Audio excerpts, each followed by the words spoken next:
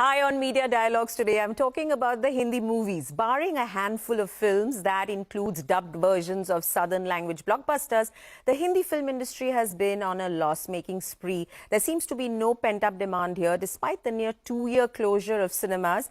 A ruthless box office has rejected big-budget productions, superstars, reputed producers and talented directors. So you've got to be particularly brave to release a Hindi movie today. Ad industry veteran and prolific filmmaker R Balki has never been short on guts. His 6th film as director-writer, Chup, The Revenge of the Artist, has just released. It's a mystery about a serial killer bumping off film critics. Yes, you heard that right. To talk about his film and what the industry can do to boost its flagging revenues, I'm joined by Balki and his co-writer on Chup, the film critic and writer Raja Sen.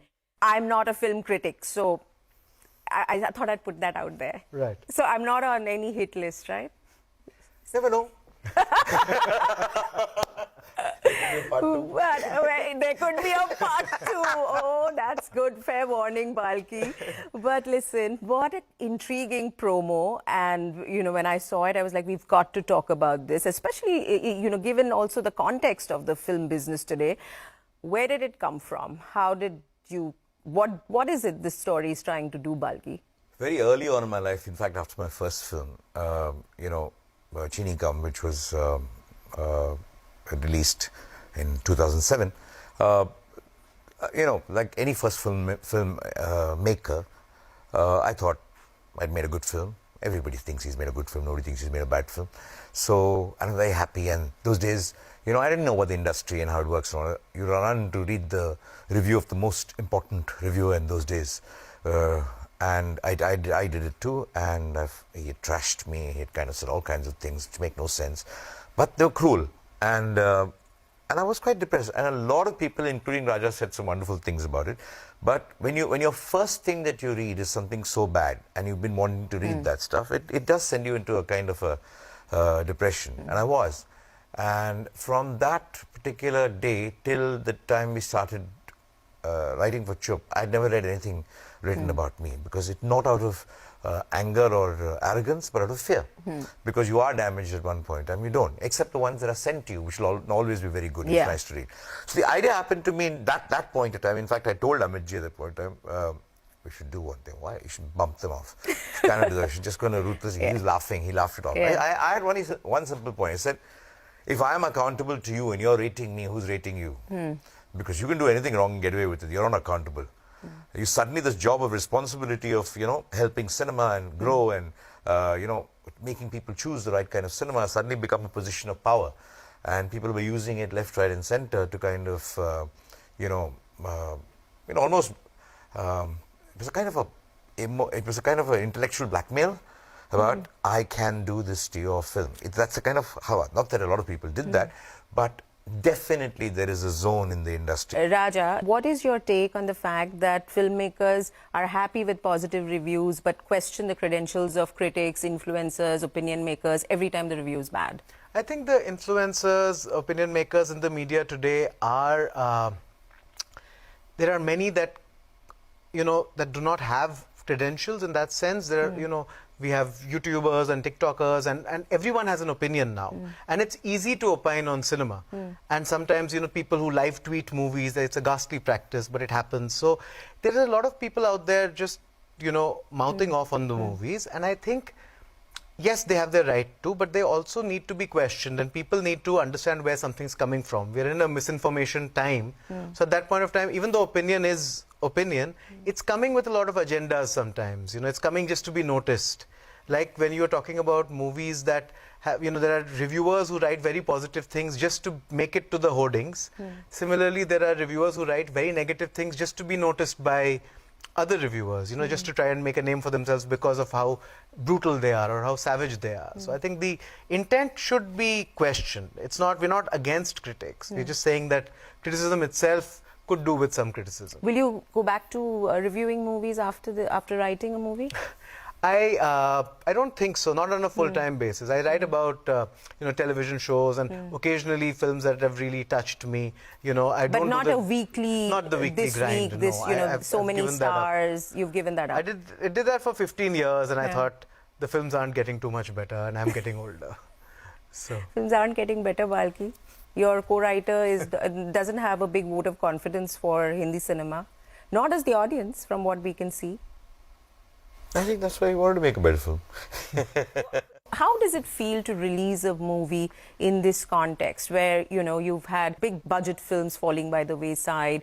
People just seem to be rejecting things. And there could be many things at work here, including, you know, the cost of tickets, the cost of the outing, the fact that every movie is available to me on streaming very, very quickly, within a month sometimes. What is going on? I'll tell you, I think some way, I think this whole lockdown and the streaming experience that people have had is actually going to correct a lot of things in cinema. Of course, it's very obvious that if the content is bad or of the film is bad, people are not going to come and watch it. People can smell a film. But I think even if they smell a film and find it's good, people are not coming into the theatre as easily as they used to come before. And the data is there for you to see. Films may be collecting a lot more, but the footfalls have only been decreasing year on year and year on year. That shows you. By increasing the price of tickets, you can't keep our cinema alive. Cinema is a mass medium. And therefore, I think this Friday, the initiative that was announced of the $75 tickets, you can see the marked difference. Tell me more about that initiative. It's almost making the footfall, it has multiplied the footfalls by 4. I mean, into 4. Because 100 people go, 400 people are going on Friday. Okay? Which means the ticket price is a huge barrier for people to go into cinema, because it is a mass medium. A lot of people are going with a family, cannot afford that kind of money. So I think a correction will happen. And in the South, you know, you're seeing a lot more cinema going. The footfalls are a lot more than anywhere else because the ticket prices are controlled. And that should teach us a few things about how to induce people to come to the theatre, especially when they have a free experience at home. I mean, and they want to go out. You can't pay this much of a difference when I'm getting it free versus $400 per person. Just a bit So the too kind much. of investments that leading multiplex chains, let's say like PVR and Inox, are making in terms of a very 5-star experience, in terms of the ambience, the technical seats which give you mimic the thrills on screen, the food, all of that. When you see those kind of investments, do you think that's ill-advised? Do you think it would just work better to have good cinemas, but you don't need 5-star experiences and lower prices? Absolutely. I believe that the more you price a ticket for less, but get more people in, you'll actually make a lot more money. Because the business depends on more people coming into the theatres. The business does not mean, suppose I make $1,000 versus 3 people coming, with 3 people coming to the theatre versus $1,000 with 10 people coming to the theatre. The 10 people are going to keep coming to the theatre. Okay? And that's going to help you a lot. And suppose the movie is good. The 10 people are going to go and tell another 30 people. Your word of mouth is increasing. So the wisdom is in actually, I mean, a bad movie, nothing can save it. Whether it's even free, nothing can save it. But if a good film comes in, the wisdom is in kind of lowering the ticket price. What would you say among the many reasons that people have been throwing up in trying to analyze why movies have had a bad run? A lot of Hindi movies have had a bad run so far this year at the box office. What would you? I think the bar has gone up for content. I think people have gotten used to watching good content in multiple languages at home. They've learned how to read subtitles. Everyone in India is watching all kinds of films and the content. Exposure is better. And more. I think they're not, you know, the optimistic critic in me would say that they're getting past that idea of just going to a film because XYZ actor is in it. You know, because that I think was dictating a lot of the economics of our industry, that so-and-so actor will give the movie an opening, so let's, you know, pay everything to that actor and make that film work. But if that's beginning to falter, if people are, you know, going by a trailer they find interesting or content that they're genuinely attracted to for whatever reason, then that will force a rethink in that direction. Taking off from what Raja said, do you see that sort of getting reworked, re-looked at and, you know, going down as a result of this analysis? Is that happening? Yeah, it's disproportionate right now. I mean, it's just way off the mark. You can't make movies like that. I mean, producers won't even invest in a business like this. You know, if you're going to make all the money, one person's going to make all the money and the rest of them. This business is about a lot of people making money. Yeah. This business is not about one person making money. But haven't stars sort of started taking that back end, the share in the profits, turning co-producers? Hasn't that become a template where the really big stars are concerned? Yeah, but, you know, because the business is a bit dicey, and a lot of stars sometimes it was like that in the middle. Now you can see the shift happening to, okay, I'm willing to kind of work with other. You can see the shift happening because everybody got into production. Yeah. Every big star said, I'll produce my own movies. And then they realized the shift is happening right now. But is rationalization happening of star fees? I don't know whether it's really happening, but the talk is very big about it happening. So it's bound to happen. I mean, it's unavoidable. Okay, what was this free screening that you did for audiences? So we decided that before the critics watch the film, which is the norm always, there's a critic screening and then but this is so much about the critics. So we thought, why don't we give the audiences the first taste of Chup? So there was a free screening in 10 cities. Okay. And audiences saw the film and reacted to the film, and this was very organic and very exciting for all these fans, and they all, you know, it was sold out on Book My Show. It's not sold out, but booked out in Book My Show in 10 minutes. And yeah, people seem to like it, and that gave us a lot of confidence ahead of dealing with the critics and the industry. No, the more importantly, actually, the idea was to kind of have unfiltered opinions. You know, not colored by anybody's opinion, not colored by, it's not bot reviews, it's not kind of paid for reviews, you're not some arbit people tweeting. It's real live audience who've kind of scrambled to book the tickets. It sold out in 10 minutes. 3,300 tickets across the country sold out in 10 minutes. Across 10 cities. So people were there, eager to see the film, and they wrote their own reviews on a board that was there, and they tweeted, they posted without anybody talking to them. Right. And if they posted things that they didn't like, how would you react? Absolutely fine. Because at the end of the day, each audience is also a critic, right? And an influencer. The audience has every right to decide what they want to say. My problem with certain critics, and I'm not saying, like in any profession, there are good people and bad people. The cops, the politicians, everybody. We always color some professions as one. No. And I'm talking of the people who don't do their job in any profession, just like this. What happens is, when the critics write something, the critics have you're paid to do a certain job, okay? What is the payment that you have? Your responsibility is towards, I'm going to see a film, and my job is not to trash it and say bakwas and this and this. I'm supposed to guide the audience to see a film in a certain way, or to kind of explore things they haven't seen, or to kind of correct a few things. This is not right about this stuff. But isn't the critic's job also to just tell me whether I'm going to waste my time and money on something, given that I'm so time and money starved these days? Of course it is. Of course, 101% it is. But a critic's job also is about, if I stop making films, there's no critic. Okay. Critic's job also is to preserve cinema and not trash the people who are making it. Okay. But if the critic is going to tell people, don't watch the film or watch it, you're wasting your time, what if he's wrong? He's influencing a lot of people. An audience can influence anybody it wants, but this is a paid job.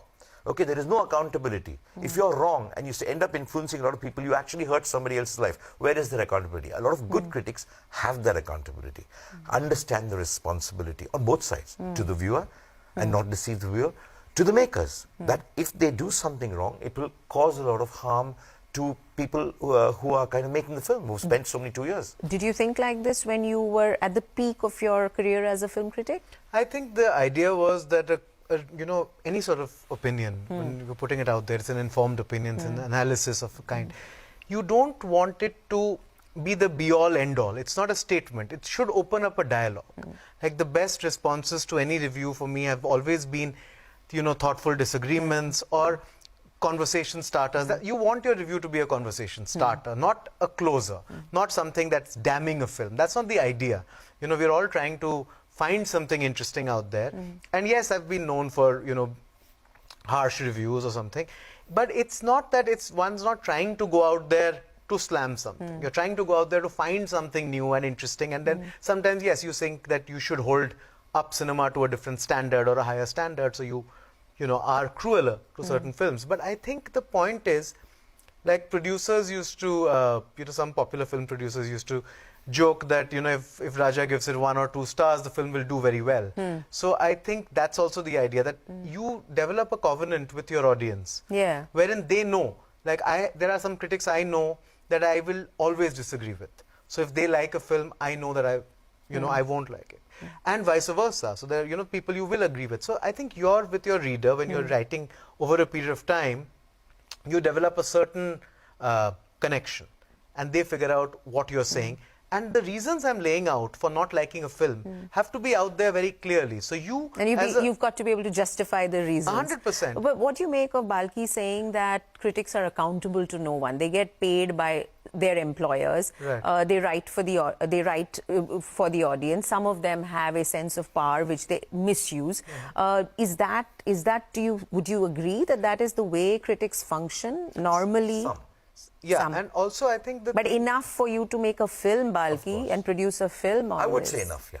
See, because what happens is now that we're seeing, because everyone, this race for eyeballs, when I started, there were maybe 10 or 15 prominent national film critics writing in English, and I became one of those people and, was noticed at an early age.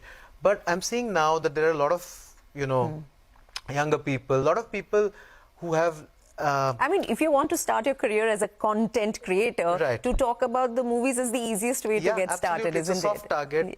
They come in and they, come in guns blazing and say something mean about an actor or an actress, and they're noticed. There are reviewers on YouTube who will swear about the film. I hear this, and at the same time, Balki, you make something and you put it out there, a service, a product, whatever, a movie falls in the same category. You want my time and you want my money, right? If you don't have a product or a service that works for me, I'm going to say it. Why should it hurt you? I will tell you. It's not about, I don't want and you to like me. would this apply to other industries? Every industry, and it starts with advertising. I don't want you to like me, okay? Please don't like anything that I do. But there's a way you kind of say things. There's a civilized conversation that you need to have. Balki, Raja, hold on to the thought. It's going to get more exciting, but we're going to take a quick commercial break. When we get back, I'm going to find out what they make of the current spate of flops that the Hindi film industry has been throwing out, and what it will take to revive interests and the flagging fortunes of the movie business.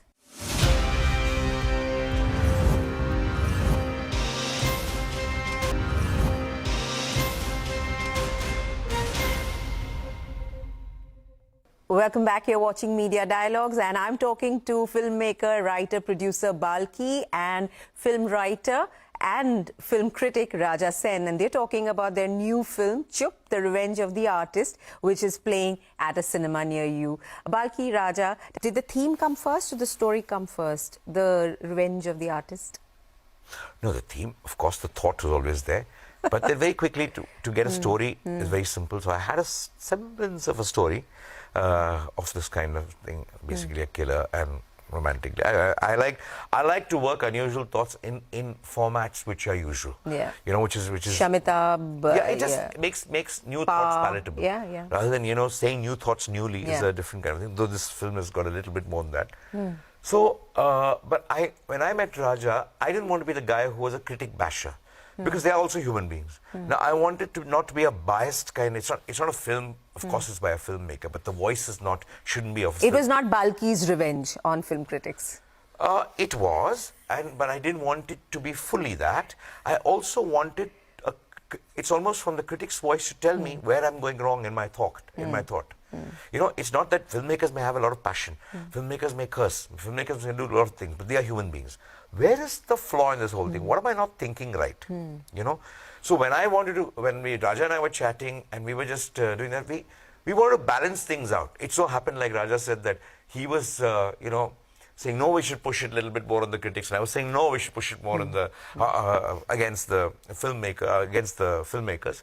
So it evolved into a film. It was no longer anybody taking sides. But it's also a mystery, isn't it? There's a murder mystery that's... It's not an anti-critic film. I think we should be clear on that. It's questioning critics, just the way we question, like the way critics question filmmakers for doing better. It's also us trying to figure out if critics can do better or should they. Pen, Jayantilal Gadda, the late Rakesh Jhunjhunwala, these are all people who are producers. You produced the film. Was it easy to sell this film to a producer? I don't sell. I make. That's true. You can't sell a film. You can't sell a film. I mean, you know what I mean. To raise the money for this, Balki. No, it's like I think you... I mean, you probably have an easier time of raising money, but I'm just saying you have to raise money I don't for a have film. an easier time to make money. I've just been lucky. And I'll tell you what the luck is.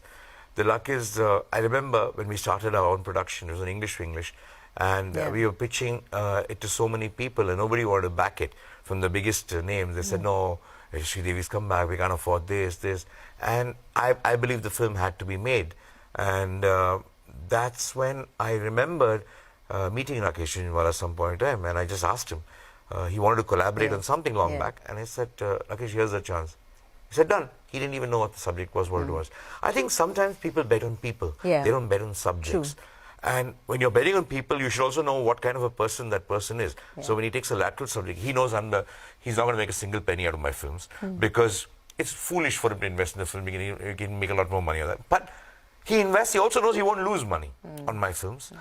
He'll be safe on my films. I'll take care of his money. And the second more important thing is something interesting will be done with that money. So that much he knows. And you also always need to work with people who are passionate about, want to gain something from this kind of filmmaking. It's not just about making money, like Jayantilal Gada. You know, people just think he's a money-making machine. And he does that. No. I mean, he's one of the most lateral guys I've met. I mean, he may have his sense of humor is phenomenal. And his phenomenal take on weird subjects. You know, you may not understand it, but the interest of anybody who invests in films finally is about, I want to make an interesting film and make I'm money. saying just if you go with a single line, this is a murder mystery thriller where a serial killer is bumping off film critics. to pitch that, to raise the money was not a hard sell because you're saying people who you reached out to trust you and what you do with your Not movies. just that. It's always films and subjects and a cast. If your economics are right for a subject, if I do this film for 55 crores, then nobody's going to buy this film. But if I do it with the correct budget, correct kind of thing, yes, at least you won't lose. My only consideration while making a film is the person who's investing shouldn't lose a penny. How much he makes is not in my hands. I do not promise a thing. All I ensure is you will not lose your money. Okay, Balki, what would you advise the film industry to do to shore up flagging revenues? Because, you know, it seems to be in a bad place right now. I really think, you know, there has to be, rules, just not like we have union rules for the light people, for the sound people, for cameramen, everything. There are rules out there, but there needs to be far bigger than that. And what I believe in is, firstly, starting from the beginning, I think the government must understand the power of the film industry. Okay, it has to be supported. You know, there has to be like states that are supporting that kind of a thing. As it's really worked in those states, like take a thing like Tamil Nadu. It backs cinema. It believes cinema is almost an essential commodity for the state, for people. And I think it's important to recognize that, support this industry, have ceilings on prices for people to go and enjoy cinema. You're very unequivocal about ticket prices being a big barrier. You cannot have this stuff, and the government must support multiplexes, must support theatres so that they can afford this, because theatres are also not able to afford this kind of thing. So it's a multi-chain kind of a thing. And also, I just believe this whole thing of like the Telugu industry is doing a fabulous thing. They're trying to put ceiling on actors' prices and things like that. I think a lot of those things have to come in where the effort is, a lot of people end up making money. A lot of people's livelihoods are protected, just not once. Of course, we are a democratic system and may the best person win. But there should be support for an industry as important to this, because I think whatever India campaign that you do, you may do in Incredible India, your biggest image driver for India is cinema. Okay, you cannot get away from that. And if you're doing so little for the biggest image driver in this country, then we're doing something wrong. Balki, Raja, great conversation. Thank you. I wish Chup a lot of good luck. I'm going to make time and spend money on it. Watch out for my tweet. You've been warned, and I've also been warned, right? There could be write a review. Give us a star no, I rating. can't. I don't like that. I like watching movies and then having conversations. In fact, this is an exception, but I'm glad we could do it. Thank you. I wish you a lot of good luck. Thank you. Thank you, and watch out for another conversation next week, same time. Goodbye.